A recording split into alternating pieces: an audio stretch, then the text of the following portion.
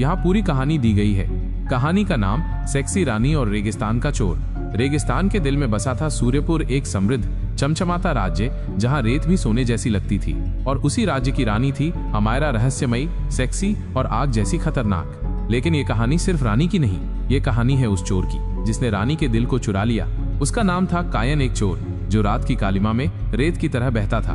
ना कोई महल, ना पहचान, बस हाथ की सफाई और आंखों में एक जिद, राजमहल से सबसे कीमती चीज चुराना। लेकिन कायन को क्या पता था, उस महल की सबसे कीमती चीज कोई मुकुट, हार या खजाना नहीं, बल्कि रानी अमायरा खुद थी।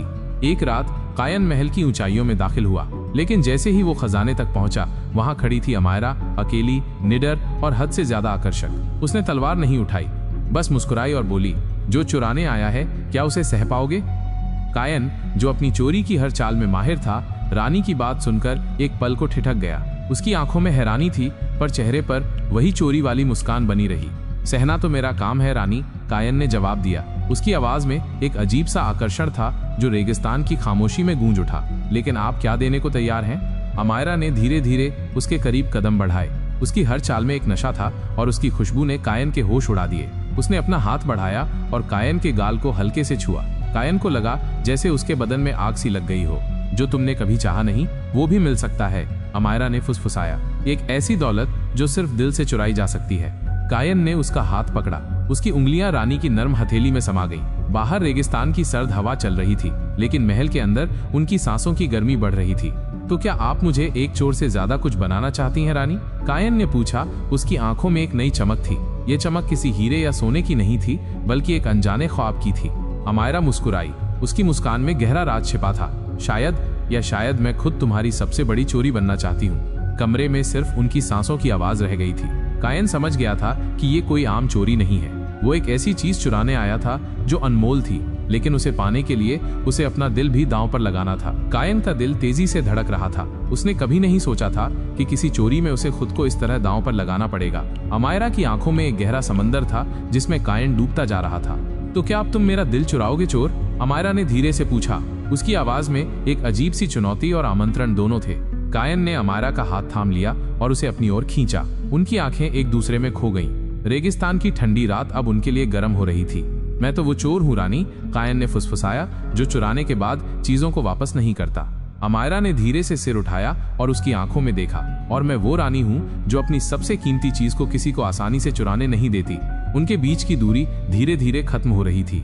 कायन को लगा जैसे पूरा महल शांत हो गया हो, सिर्फ उनकी धड़कनें सुनाई दे रही थीं। उसने अपना चेहरा अमायरा के करीब लाया। एक पल के लिए अमायरा ने आंखें बंद कर लीं, जैसे वो इस पल को महसूस कर रही हो। फिर उनके होंठ एक दूसरे से मिले।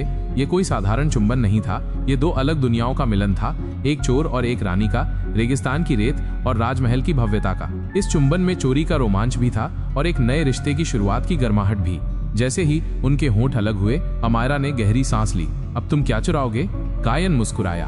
अब मैं तुम्हारा हर पल चुराऊंगा रानी, हर सांस, हर धड़कन। और उसी रात सूर्यपुर के राजमहल में एक नई कहानी शुरू हुई। एक चोर ने रानी का दिल चुराया और बदले में रानी ने उसे अपना सब कुछ दे दिया, उसकी पहचान, उसकी आजादी और एक ऐसा प्यार जो रेगिस्तान की रेत में भी हमेशा के लिए चमकता रहेगा। सूर्यपुर में अब रातें पहले जैसी नहीं थी। महल की दीवारों के भीतर एक नई धुन गूंजने लगी थी, रानी अमायरा और चोर कायन के गुप्त प्रेम की धुन। दिन में अमायरा अपनी शाही जिम्मेदारियां निभाती, एक निडर और शक्तिशाली रानी के रूप में, लेकिन रात होते ही वो कायन की बाहों में रेगिस्तान की गर्म रेत सी पिघल जाती। कायन ने अपनी चोरी का पेशा छोड़ दिया था। अब उसकी सबसे बड़ी चोरी अमायरा का समय, उसकी मुस्कान और उसके दिल के अनछुए कोनों को खोजना था। वो महल में एक साए की तरह रहता, किसी को उसकी पहचान का पता नहीं था सिवाय अमायरा के। कभी वो उसके लिए दुर्लभ फूल लाता, कभी रेगिस्तानी कहानियां सुनाता और कभी बस चुपचाप उसकी आंखों में डूबा रहता। अमायरा को भी कायन के साथ एक अजीब सी आजादी महसूस होती थी। एक रानी होने का बोझ, नियम और परंपराएं, ये सब कायन के साथ होने पर बेमानी लगते थे। वो उसके साथ हंसती, रोती और अपनी कमजोरियां भी दिखाती, जो उसने कभी किसी और के सामने जाहिर नहीं की थी। लेकिन हर कहानी में एक मोड़ आता है। सूर्यपुर के दरबारियों और गुप्तचरों को महल में किसी रहस्यमय मौजूदगी का आभास होने लगा था। रानी के व्यवहार में आए बदलाव, उसकी आंखों में बसी नई चमक और कभी कभी आधी रात में उसके कक्ष से आती फुसफुसाहटें, इन सब पर लोगों की नजर थी। एक रात मुख्य सलाहकार वजीर इनायत, जो अमायरा के पिता के समय से ही वफादार था, अपनी चिंता लेकर रानी के पास पहुंचा। मालिक, आपकी सुरक्षा और राज्य की प्रतिष्ठा पर सवाल उठ रहे हैं, उसने कहा। महल में किसी अनजान व्यक्ति की मौजूदगी की अफवाहें हैं। अमायरा का चेहरा सख्त हो गया। इनायत, मेरी सुरक्षा मेरी जिम्मेदारी है और मेरे कक्ष में मेरी मर्जी चलती है। परंतु रानी, इनायत ने अपनी बात पर जोर दिया, यह राज्य के दुश्मनों को उकसा सकता है यदि कोई बाहरी व्यक्ति महल में घुसपैठ करता है। अमायरा ने उसे रोक दिया। कोई घुसपैठ नहीं हुई है वजीर, जो भी महल में है वो मेरी जानकारी में है। वजीर इनायत चुप हो गया, पर उसकी आंखों में शक की परछाई अभी भी थी। वह जानता था कि रानी कुछ छिपा रही है और ये राज सूर्यपुर के भविष्य के लिए खतरनाक हो सकता था। रेगिस्तान में कभी कभी एक छोटी सी चिंगारी भी बड़े तूफान का रूप ले लेती है। वजीर इनायत अपनी रानी के प्रति वफादार होने के बावजूद सूर्यपुर की सुरक्षा को लेकर चिंतित था। उसे लग रहा था कि रानी अमायरा किसी खतरे में है या शायद किसी के प्रभाव में आ गई है। इनायत ने अपनी गुप्तचरों को और सक्रिय कर दिया। उसने महल के हर कोने पर नजर रखनी शुरू कर दी, खासकर रानी के निजी कक्षों के आसपास। एक रात जैसे ही अमायरा अपने कक्ष में कायन के साथ थी, इनायत के एक भरोसेमंद गुप्तचर ने कुछ अजीब देखा। उसने महल के पीछे के एक छोटे गुप्त द्वार से किसी परछाई को अंदर आते हुए देखा था और यह द्वार सिर्फ अत्यंत विश्वसनीय लोगों के लिए खुला रहता था। उस रात गुप्तचर ने उस परछाई का पीछा करने का फैसला किया। वो परछाई धीरे धीरे महल के अंदरूनी हिस्सों से होती हुई रानी के कक्ष के पास पहुंची। गुप्तचर ने देखा कि वह व्यक्ति रानी के कक्ष में दाखिल हुआ। उसके बाद अंदर से फुसफुसाहटों की आवाजें आने लगी। गुप्तचर ने तुरंत इनायत को खबर दी। वजीर इनायत को शक था कि ये कोई साधारण चोर नहीं बल्कि कोई दुश्मन जासूस हो सकता है जो रानी के करीब आने की कोशिश कर रहा है। उसने तुरंत कुछ सैनिकों को तैयार किया और रानी के कक्ष की ओर बढ़ा। दरवाजे पर दस्तक देने से पहले इनायत ने खुद को संभाला। उसे पता था कि रानी गुस्सैल स्वभाव की है और इस तरह की जांच से नाराज हो सकती है। उसने दरवाजा खटखटाया। अंदर अमायरा और कायन चौंक गए। कायन तुरंत पास के एक गुप्त मार्ग से छिप गया जो सिर्फ अमायरा को पता था। अमायरा ने गहरी सांस ली और खुद को संभाला। कौन है? अमायरा ने अपनी आवाज में कोई घबराहट नहीं आने दी। मालिक, ये वजीर इनायत है। मुझे आपसे तुरंत बात करनी है, कुछ बहुत जरूरी है। अमायरा ने दरवाजा खोला। इनायत और उसके साथ आए सैनिकों को देखकर अमायरा के माथे पर बल पड़ गए। क्या बात है वजीर? आधी रात को मेरे कक्ष में आने की हिम्मत कैसे हुई? इनायत ने सम्मान से सिर झुकाया। मालिक, मुझे खबर मिली है कि महल में कोई अनजान व्यक्ति दाखिल हुआ है। मेरी जानकारी के अनुसार वो इसी कक्ष में है। इनायत ने कक्ष के अंदर झांकने की कोशिश की, लेकिन अमायरा ने दरवाजे के सामने खड़े होकर उसे रोक दिया। तुम्हारी हिम्मत कैसे हुई वजीर? अमायरा की आवाज में गुस्सा था। ये मेरे निजी कक्ष हैं, यहाँ कोई नहीं है। तुम अपनी हद पार कर रहे हो। क्षमा करें मालिक, इनायत ने दृढ़ता से कहा, लेकिन राज्य की सुरक्षा मेरी प्राथमिकता है। मुझे इस कक्ष की तलाशी लेनी होगी। अमायरा और इनायत की नजरें मिली। अमायरा की आंखों में आग थी और इनायत की आंखों में कर्तव्य निष्ठा। इस पल रानी का प्यार और वजीर का कर्तव्य आमने सामने थे। इनायत की बात सुनकर अमायरा की आंखें और भी लाल हो गईं। उसने कभी नहीं सोचा था कि कोई दरबारी उसकी बात काटने की हिम्मत करेगा, खासकर उसके निजी कक्ष में। वजीर इनायत, अमायरा की आवाज ठंडी और तीखी थी। तुम अपनी सीमाएं लांघ रहे हो। इस महल में, मेरे कक्ष में मेरी अनुमति के बिना कोई तलाशी नहीं ले सकता। मालिक, मैं आपकी आज्ञा का उल्लंघन नहीं कर रहा हूँ, इनायत ने शांत स्वर में कहा, लेकिन उसकी आंखों में दृढ़ता थी। मैं सिर्फ राज्य की सुरक्षा के लिए अपना कर्तव्य निभा रहा हूँ। अगर महल में कोई अनजान व्यक्ति है तो वो सूर्यपुर के लिए खतरा है। अमायरा को पता था कि अगर उसने इनायत को रोका तो शक और गहरा हो जाएगा। उसे कायन को बचाने का कोई रास्ता खोजना होगा। उसकी नजर गुप्त द्वार पर पड़ी जहां से कायन गायब हुआ था। यह गुप्त मार्ग एक पुरानी सुरंग में खुलता था जो महल से काफी दूर रेगिस्तान में जाती थी। एक पल के लिए उसने सोचा कि वो इनायत को चुनौती दे, लेकिन उसे पता था कि इससे स्थिति बिगड़ सकती है। ठीक है वजीर, अमायरा ने आखिरकार कहा। उसकी आवाज में मजबूरी थी। तुम तलाशी ले सकते हो, लेकिन यदि तुम्हें कुछ नहीं मिला तो मैं तुम्हें इसके लिए कड़ी सजा दूंगी।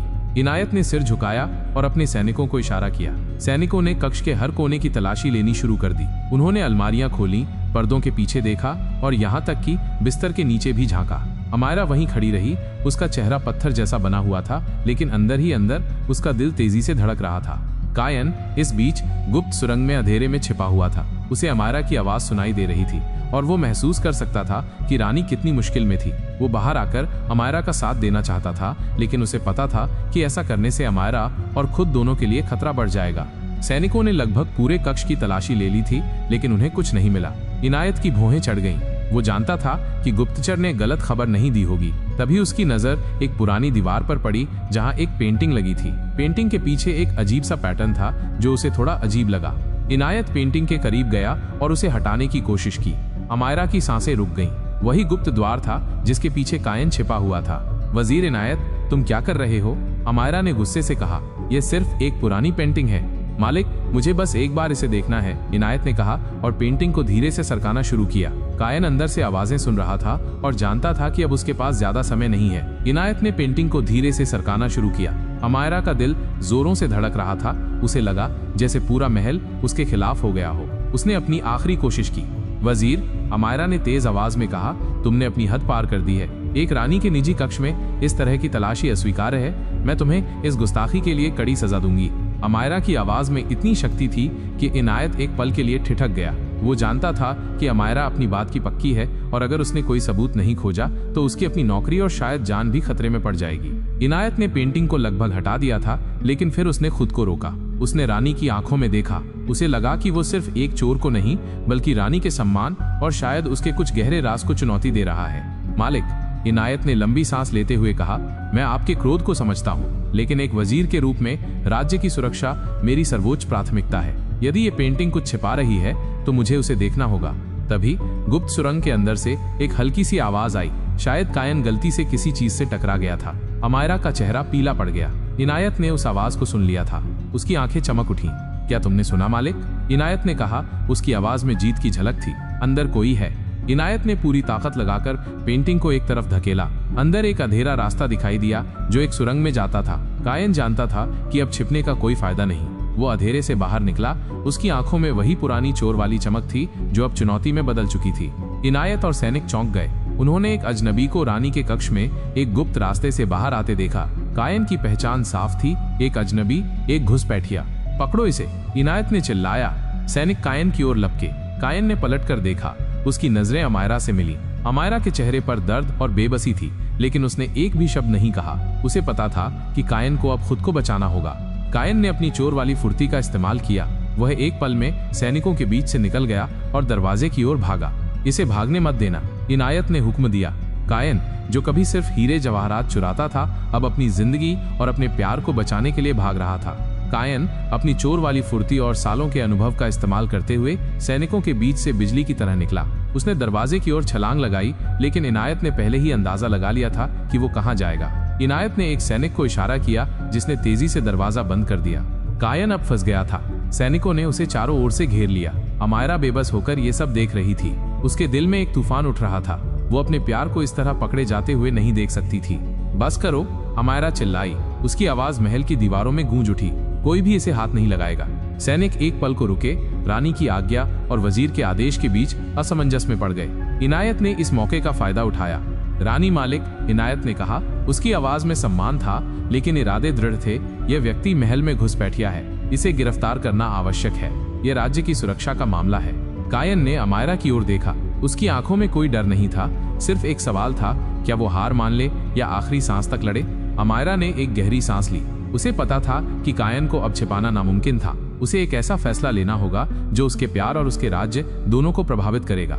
ठीक है वजीर, अमायरा ने कहा। उसकी आवाज अब शांत थी, लेकिन हर शब्द में वजन था। इसे गिरफ्तार करो।